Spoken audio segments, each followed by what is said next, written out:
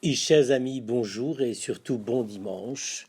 C'est un dimanche assez particulier pour nous puisque c'est le troisième dimanche de Pâques. On compte le dimanche de Pâques lui-même comme le premier.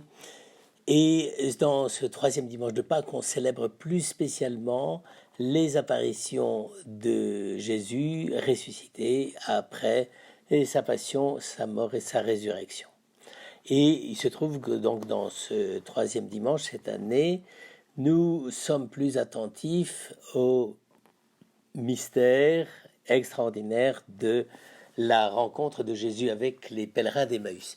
Il faut tout de suite avouer que c'est pour nous le plus grand paradoxe, puisque précisément le moment de la reconnaissance se fait dans le geste eucharistique. C'est-à-dire, on peut dire que dans la chronologie de Saint Luc, n'est-ce pas, Jésus apparaît à ses disciples le soir de Pâques et il dit la messe du soir, quoi. Je dirais, il est ressuscité le matin, il est apparu aux saintes femmes, etc.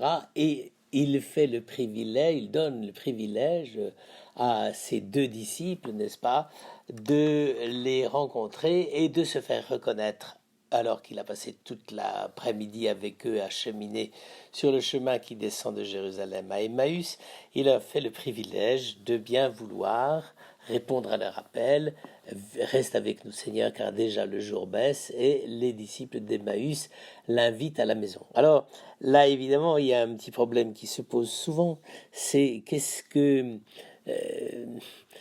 comment faut-il comprendre? Est-ce que c'est les disciples qui arrivent à Emmaüs et qui choisissent une auberge parce que c'est le soir qui tombe?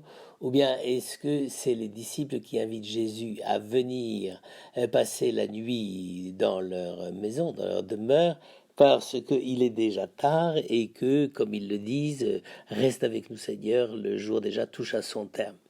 Et là, évidemment, il y a plusieurs interprétations, mais c'est assez intéressant quand même parce que l'interprétation qui s'impose généralement à nous, c'est les pèlerins d'Emmaüs. Comme ils sont pèlerins, eh bien, ils s'arrêtent dans une auberge pour faire une étape dans leur pèlerinage, mais en réalité, rien n'empêche d'imaginer que dans la manière dont nous présente cette rencontre l'écrivain Saint Luc, ce ne soit en même temps le fait que la maison où ils viennent, où ils arrivent, c'est leur chez-soi.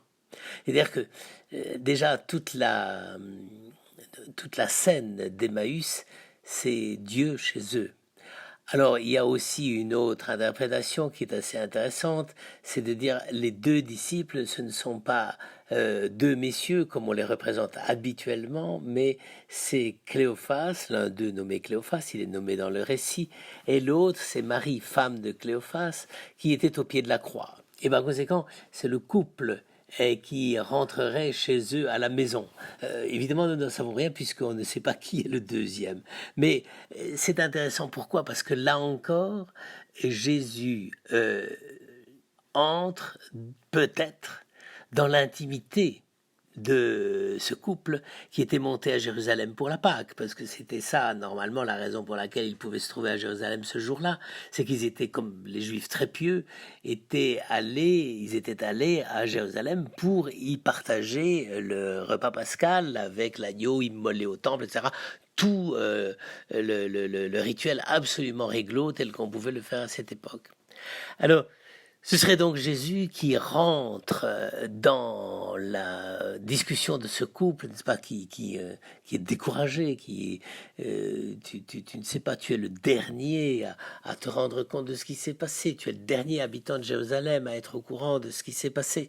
Par conséquent, Jésus fait l'ignorant. C'est d'ailleurs un peu un drame pour nous souvent, hein, c'est que nous passons par des moments très très difficiles et nous avons envie de dire à Dieu, mais à Jésus, mais tu es le dernier habitant de Jérusalem ou du monde entier actuellement à ignorer, tu es à savoir ce qui s'est passé, n'est-ce pas, tu ne sais pas ce qui se passe dans le monde, n'est-ce pas? Et donc, on a évidemment là une lecture qui peut être extrêmement riche pour nous, n'est-ce pas? Dieu chemine à nos côtés, on ne le reconnaît pas, et lui fait semblant de ne pas savoir ce qui s'est passé. Alors là, évidemment, évidemment, c'est le maximum du malentendu et du manque de relations, d'échanges et de confiance les uns dans les autres. Eux vont essayer de raconter l'histoire.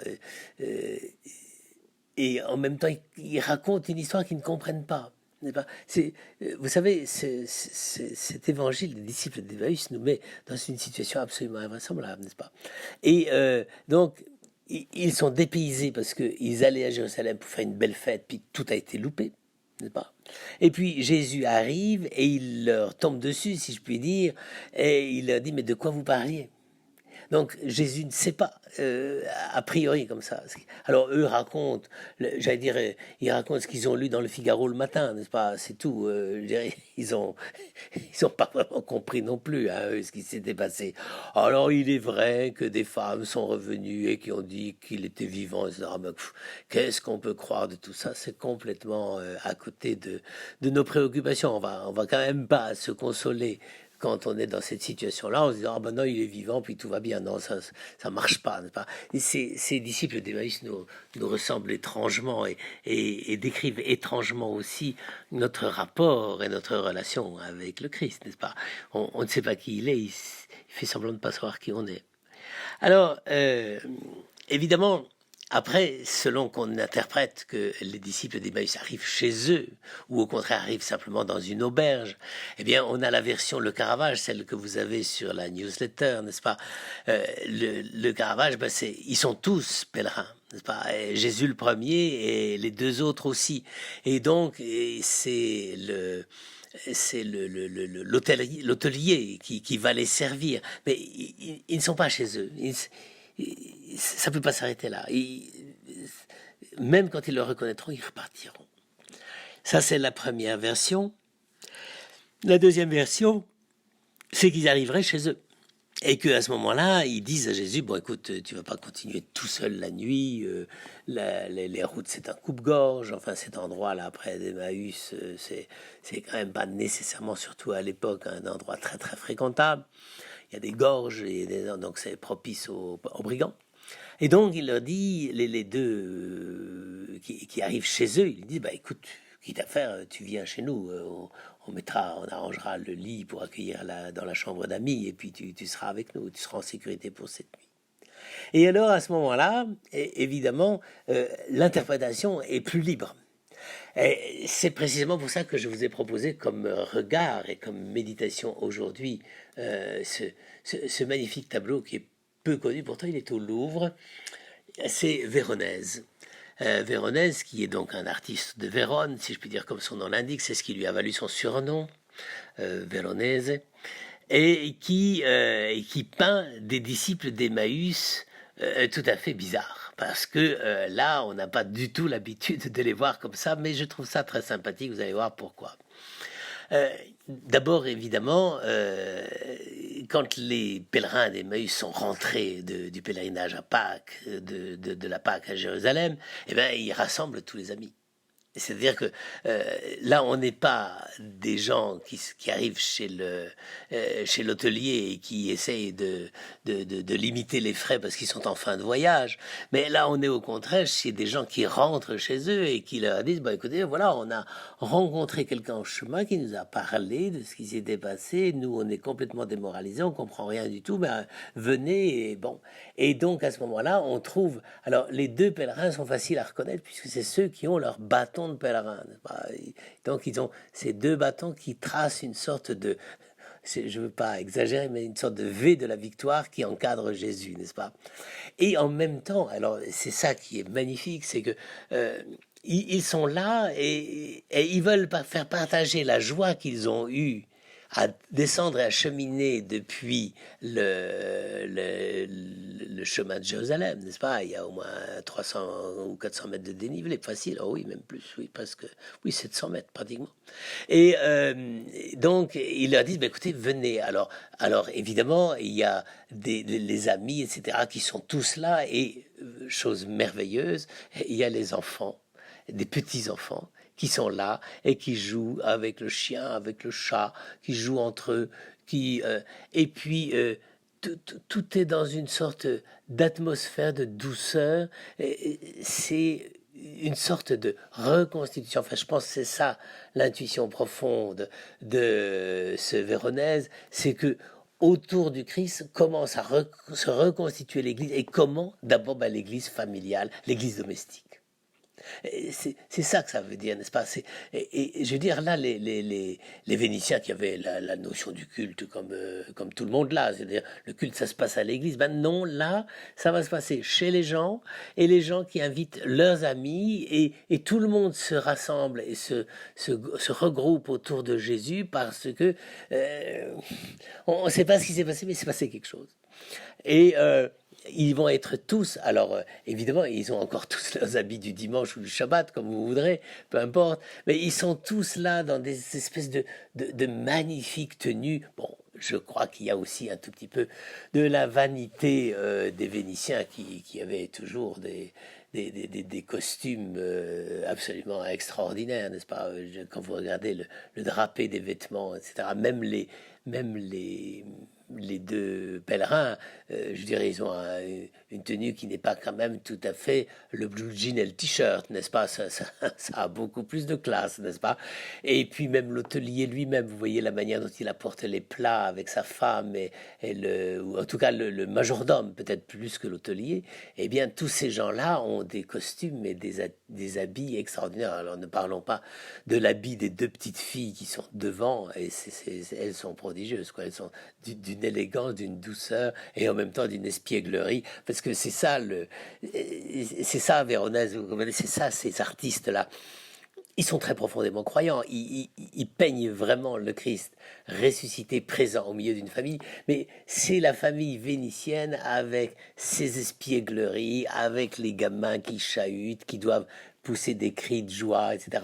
Avec toutes, c'est les familles comme nos familles, n'est-ce pas? Et c'est ça qui est très beau. Et je pense que c'est une des choses que Venise a découvert petit à petit de la foi, parce que toujours on dit oh Venise c'était oui chrétien par occasion, mais en réalité c'était pas aussi catho qu'à Rome ou à Florence, etc. où les personnages étaient beaucoup plus sérieux sur les peintures. Oui, je t'en fiche. En réalité, les Vénitiens, ils savaient que la présence du Christ, c'était la présence dans la familiarité, dans le bonheur, n'est-ce pas? Et c'est pour ça que je vous ai mis ça, parce que en fait, il faut qu'aujourd'hui, même si on est encore confiné, même si on râle, etc., il faut que ça ait cette bonne humeur et cette douceur et ce bonheur de savoir qu'on est là rassemblés autour du Christ. Alors évidemment, nous, à la différence des disciples d'Emmaüs, mais d'ailleurs on ne sait même pas si les disciples d'Emmaüs ont partagé le pain, ils ont reconnu à la fraction du pain, mais on ne sait pas s'ils l'ont mangé, puisqu'ils sont repartis à Jérusalem pour dire qu'il était ressuscité. Mais c'est quand même ce bonheur d'être là, parce que le Christ est là. Et donc, même, voyez-vous, frères et sœurs, si on peut se plaindre et se lamenter que le confinement dure et qu'on ne sait pas exactement comment on va en sortir et tout, mais ça n'empêche, cette joie-là, c'est la nôtre. Cette joie-là de ces Vénitiens-là, peints par Véronèse, c'est la nôtre. Nous n'avons pas à nous plaindre. Nous n'avons pas le droit de nous plaindre. C'est vrai que nous sommes tristes de ne pas communier, mais on ne va pas revendiquer plus parce qu'on serait chrétien. Personne ne peut avoir la joie parfaite actuellement à cause de la menace du coronavirus.